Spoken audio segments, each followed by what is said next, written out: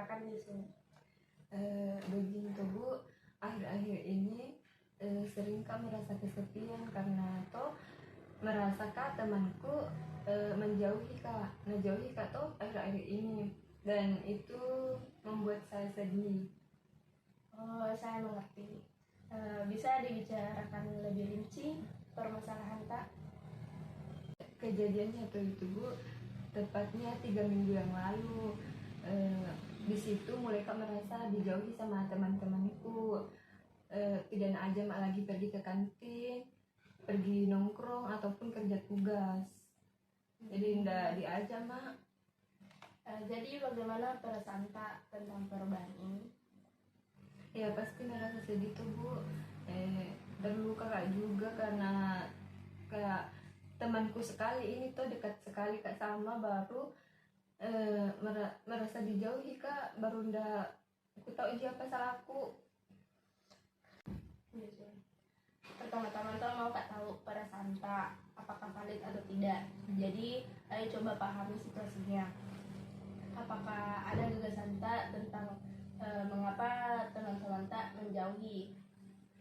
Sebenarnya tuh ndak yakin Kak Bu, ndak merasa aja ada salahku, atau mungkin dari mereka sendiri yang merasa yang buat kesalahan atau kayak gimana. Menggali kemungkinan tersebut adalah langkah awal yang baik. Apakah mau bicara sama teman-teman Tak tentang perasaan Tak atau bagaimana? Takut Kak, semakin najauhi Kak tuh kalau aku sampaikan ini perasaanku. Wajar berbicara secara terbuka, bisa buka pintu pemahaman dan perbaikan hubungan.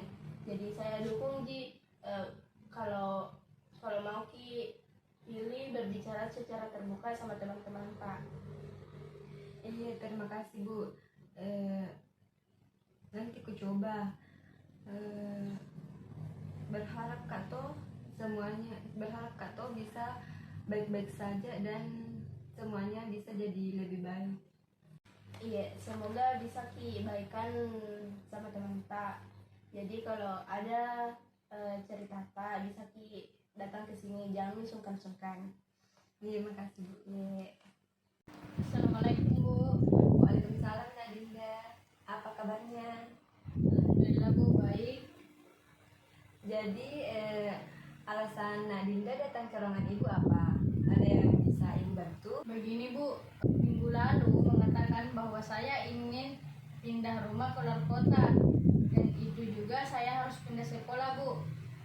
Di mana saya mempunyai rasa takut untuk pindah sekolah karena saya merasa takut tidak bisa beradaptasi dengan lingkungan sekolah yang baru. Saya juga takut akan saya tidak merasa nyaman di sekolah itu Bu. Apa Nak Dinda sudah mengatakan hal ini kepada kedua orang tuanya?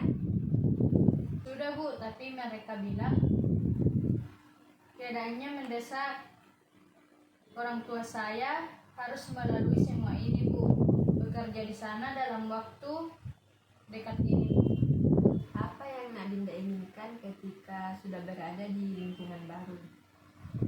Saya ingin diterima oleh teman-teman saya di sekolah baru itu, dan guru-gurunya baik pula. Saya takut teman-teman saya tidak menerima saya, dan guru-gurunya juga takutnya saya tidak cocok dengan gurunya Bu. Waktu pertama kali Nak Dinda di sini, Nak Dinda tidak langsung akrab kan dengan teman-temannya, tapi pada akhirnya Nak Dinda bisa beradaptasi dengan baik. Bagaimana dulu Nak Dinda bisa menyesuaikan diri dengan lingkungannya? Begini Bu, dulu itu saya memberanikan diri untuk memperkenalkan diri kepada teman-teman. Selain itu saya juga banyak mengikuti kegiatan ekstrakurikuler untuk menambah pertemanan. Nah, kalau begitu Nak Dinda bisa menerapkan hal-hal tersebut yang dulu dilakukan di sekolah yang baru. Oh gitu ya Bu.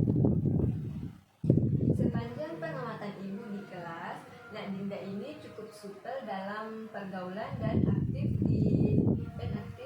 di kegiatan di sekolah. Lalu, apakah yang membuat Nak Dinda tertekan untuk beradaptasi di sekolah baru nanti? Soalnya ibu, ini sekolah baru. Saya takut tidak sesuai dengan harapan saya, Bu. Saya takut itu di luar zona nyaman saya, Bu. Jika kita membuat skala 1 sampai 5, kira-kira seberapa mampu Nak Dinda beradaptasi dengan lingkungan baru itu? Kalau itu, Bu, 3, Bu. Saya merasa kalau saya masih bisa untuk berkomunikasi dan hanya sekedar untuk membicarakan hal-hal yang penting saja, Bu. Lalu pada skala berapa Nak Dinda bisa beradaptasi dengan lingkungan itu? Untuk itu, Bu, 5, Bu. Pada kondisi yang seperti itu, saya bisa beradaptasi dengan teman-teman baru saya dan saya bisa mengikuti kegiatan-kegiatan di sekolah baru saya, Bu.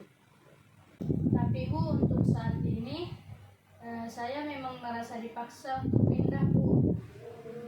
Itu untuk saat ini. Kemudian apakah ada kemungkinan keputusan perasaan terpaksa itu berubah? Pelan-pelan saya ikhlas, Bu, insya Allah. Lalu ketakutan kamu akan teman-teman dan guru-guru kamu di sekolah nanti bagaimana? Apakah kamu mau mencoba untuk tidak memikirkan ketakutan-ketakutan yang belum pasti itu dan tetap fokus untuk mempersiapkan ujian nasional walau apapun keputusan kedua orang tuamu nantinya? Iya, Bu, insya Allah saya coba dan saya akan tetap fokus. Setelah kamu pulang dari sini, mungkin kamu bisa mulai mencari informasi tentang sekolah baru kamu nanti. Selain itu, kamu bisa membicarakan kekhawatiranmu dengan orang tuamu. Baik, Bu. Terima kasih sudah mau berbagi cerita dengan Ibu hari ini. Jangan sungkan untuk menceritakan perkembangan mengenai hal ini. Baik, Bu. Terima kasih.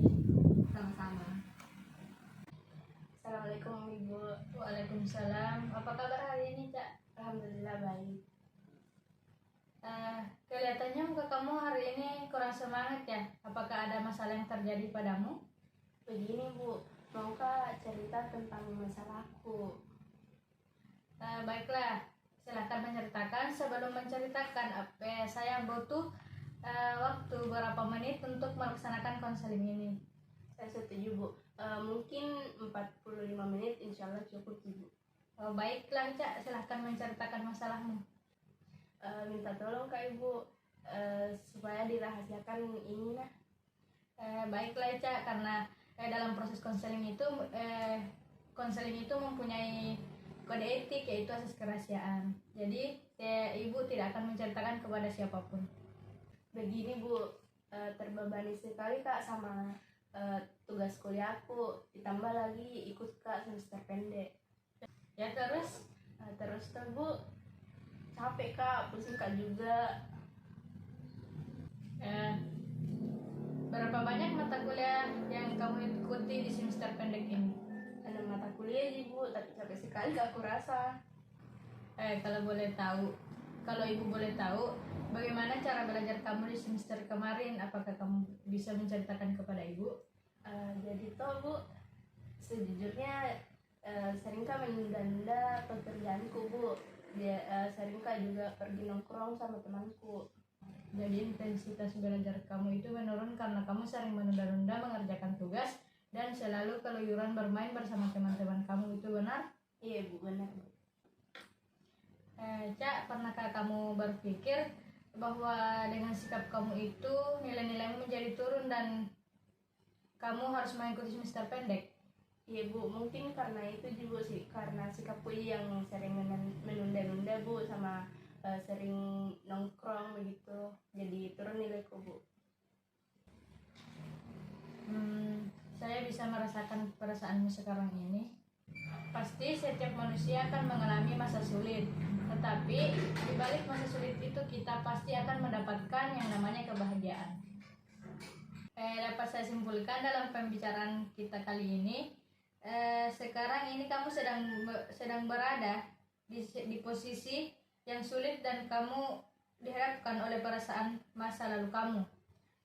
Yang kedua itu bahwa kamu sanggup menghadapi keadaan ini, dan kamu memilih mundur untuk tidak meneruskan kuliah, sementara kamu sendiri memiliki impian untuk membahagiakan kedua orang tua kamu. Iya Bu, tapi bingung Kak Bu bagaimana caranya. Apa yang membuatmu bingung? Bisakah kamu menceritakan kepada ibu apa yang sering membuatmu bingung sehingga kamu ingin memutuskan untuk berhenti kuliah? Apa yang membuatmu bingung? Bisakah kamu menceritakan kepada ibu apa itu yang membuatmu bingung sehingga kamu ingin berhenti di perkuliahan ini? Begini Bu, sebenarnya Bu merasa kecewa dan mau Kak bertanggung jawab atas kekecewaanku. Merasa Kak nilaiku semakin rendah dan harus Kak bertanggung jawab atas nilai yang rendah itu. Merasa Kak juga Bu intensitas belajarku semakin rendah ya Bu, dan harus Kak juga bertanggung jawab atas hal itu. Apakah hanya itu saja yang membuatmu bingung? Iya Bu, hanya itu. Mungkin kedepannya mau Kak introspeksi diri Bu terhadap permasalahanku dan sadar Kak Bu bahwa penurunan nilai-nilaiku dan keikutsertaanku pada kuliah semester pendek disebabkan karena suka Kak menunda pekerjaan Bu dan membuang-buang waktu. Mulai sekarang Bu harus Kak bisa membagi waktu antara belajar dan bermain Bu. Saya juga harus menghilangkan kebiasaan yang suka menunda pekerjaanku Bu. Baiklah, itu merupakan solusi yang sangat baik bagi diri kamu. Dan fokuslah dengan apa yang ada pada saat ini. Jangan berlarut-larut menyesali semua perbuatan kamu itu. Baiklah Bu. Baiklah, kalau seperti itu konseling hari ini Bu akhiri. Jika masih ada yang ingin diceritakan, jangan sungkan untuk kembali ke ruangan Ibu. Iya, terima kasih Ibu. Merasa lega Kak juga sudah cerita ke Ibu. Tapi Ibu, Assalamualaikum.